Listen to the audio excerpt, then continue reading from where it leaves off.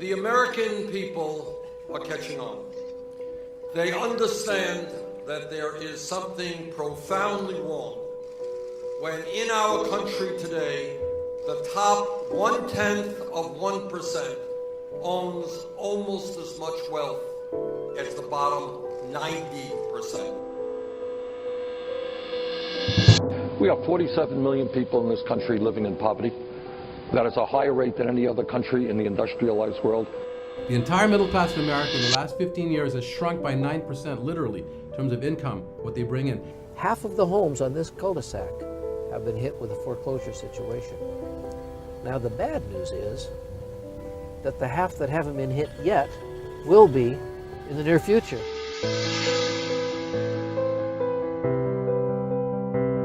Am I going to buy my prescription drugs I need for medicine, or cut back on that and go pay the rent?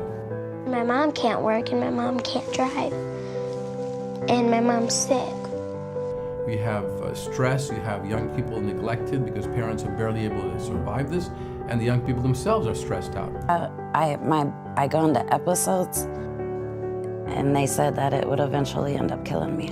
It is hard feeling like you're gonna lose your mother.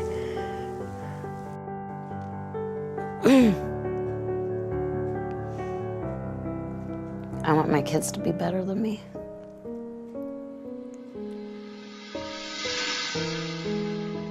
Over 80% of the public, when asked, should the minimum wage be raised, says yes. No one should work full-time and still live in poverty. We believe we should raise the minimum wage. The federal minimum wage of $7.25 an hour is a starvation wage. It has got to be raised.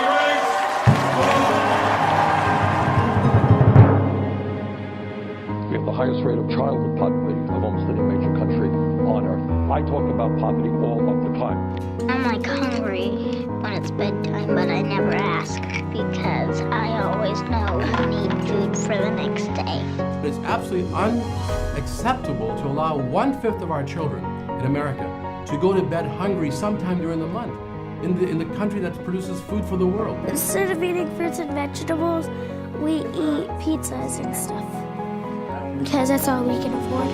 The American people are catching on. They know that the system is rigged. And coming out of the Great Depression, we put 3 new regulations in place.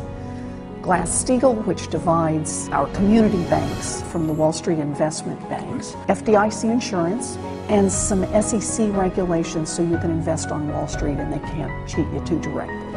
And what these people on Wall Street did is spend billions of dollars trying to deregulate Wall Street, and they got their way.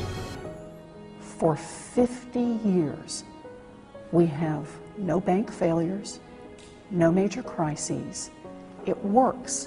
Wall Street in the last 9 years has regained all of its pre-crisis wealth with interest, while Main Street has yet to see a real recovery in so many communities from coast to coast. Madam President, the American people are angry. They are angry because they are living through the worst recession since the Great Depression. Many, many Americans have continued, literally millions, to experience what we would term financial failure. And what the American people are angry about is they understand that they did not cause this recession. This recession was caused by the greed, the recklessness, and the illegal behavior of the people on Wall Street. Those who make peaceful revolution impossible will make violent revolution inevitable. Again, the situation here is getting out of hand. Rubber bullets are flying by me right now as we are speaking. Again, just throwing another flashback right here.